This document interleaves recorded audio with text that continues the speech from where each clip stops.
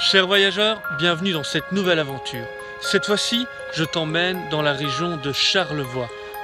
Et sur la route, tu as droit à de beaux paysages, comme celui-ci juste derrière moi.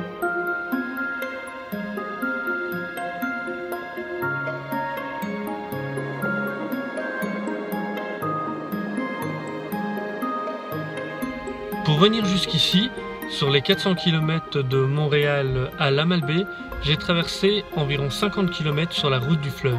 Mais dommage, il ne faisait pas suffisamment beau. Sur 30 km, j'en ai vraiment pris plein la vue.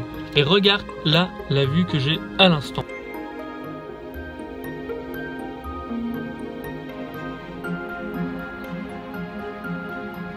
Je suis arrivé dans la ville de La Malbaie. C'est donc à Charlevoix et je vais passer 4 jours à découvrir cette région et surtout la grande envie de partir randonner. Voilà l'intérieur du motel où je me trouve. Je commence à passer un peu plus de temps dans les motels vu qu'au final, partir en road trip, c'est un peu plus simple de passer par des motels.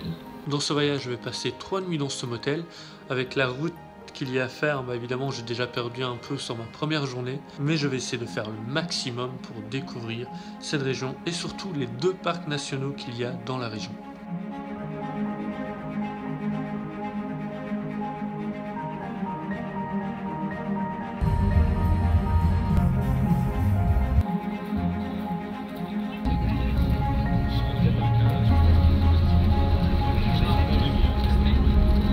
C'est une nouvelle journée et c'est ma première randonnée dans le parc des Hautes-Gorges de La Malbaie.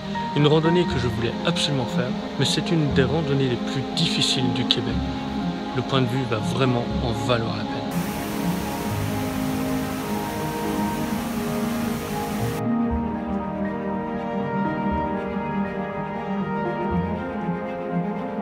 Pour arriver au sommet, cette randonnée a un dénivelé de 800 mètres. Mais là, après environ 700 mètres, j'ai déjà droit à un point de vue tellement magnifique.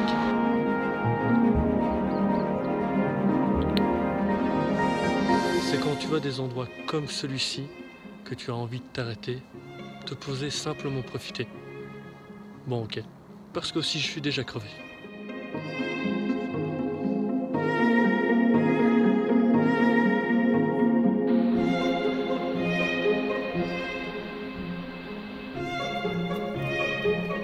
Et oui, il va falloir traverser là. J'espère vraiment ne pas tomber. J'ai réussi, je ne suis pas tombé et là j'ai droit à une petite vue encore sympa.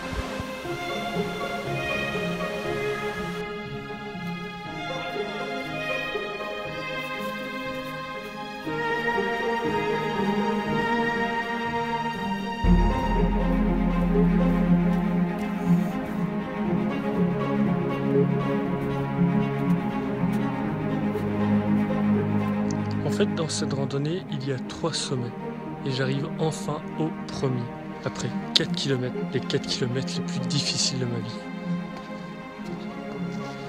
Le dénivelé est tellement impressionnant.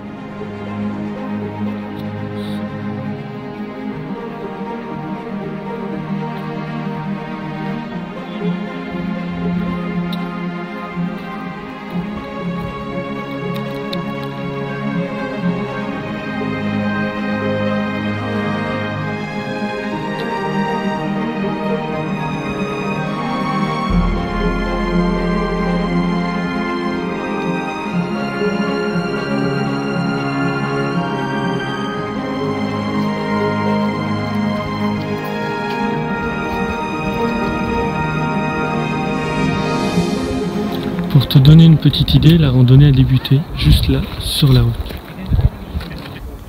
Et tu vois, pour aller au sommet 2 et 3, t'es vraiment assez proche du bord.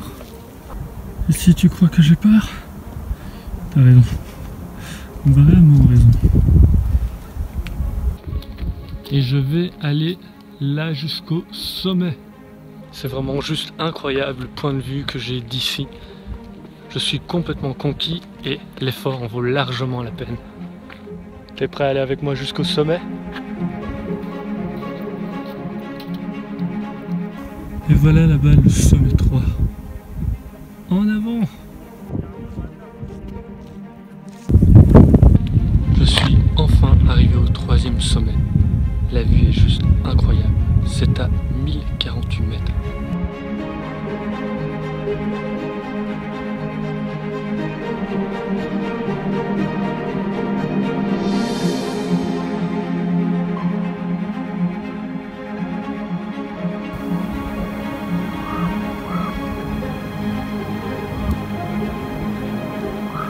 C'est bien joli de monter 800 mètres, mais après, il faut quand même les redescendre.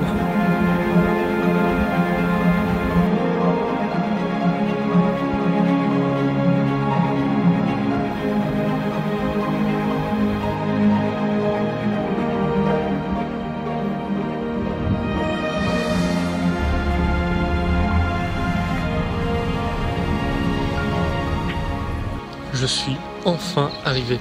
J'ai pas vlogué durant la descente, j'ai pris 2 heures pour pouvoir descendre, mais je suis arrivé pile au moment où le bus était là. Pour accéder au sentier, il y a un bus à prendre. En plus, c'était l'avant-dernier bus. Je suis vraiment content que cette randonnée soit terminée et c'est clairement la plus difficile que j'ai pu faire dans ma vie. Quand tu es sur la route, qu'il y a des travaux et que tu remarques que tu dois attendre de très nombreuses secondes. Nouvelle journée, nouvelle randonnée. C'est au parc des Grands Jardins que je me trouve. Et en plus, juste en arrivant, il s'est mis à pleuvoir. Ça commence bien. Voici la carte du parc national des Grands Jardins. À la base, j'aurais aimé faire la boucle ici du Pee-Wee. Seulement à l'accueil, ils ont dit qu'il y avait encore beaucoup de neige. Donc, c'était évité, alors je vais partir vers le mont du lac des Cygnes.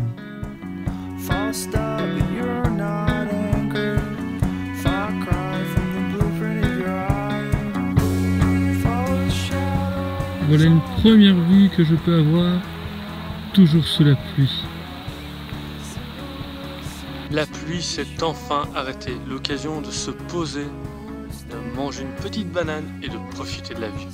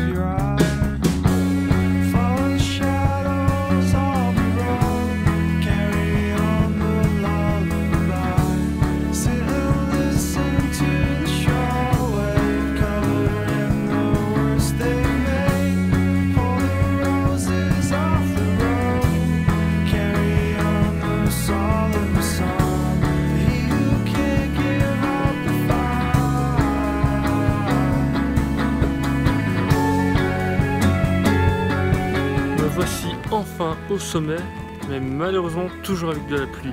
Par contre, la vue est à nouveau incroyable.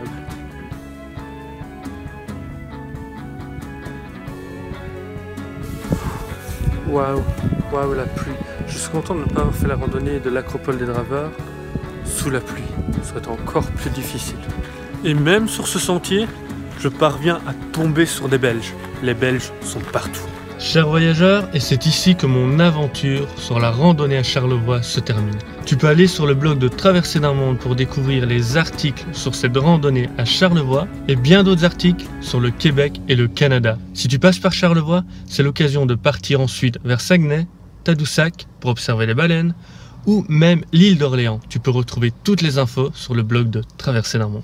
N'oublie pas de t'abonner à mes réseaux et à bientôt pour de nouvelles aventures.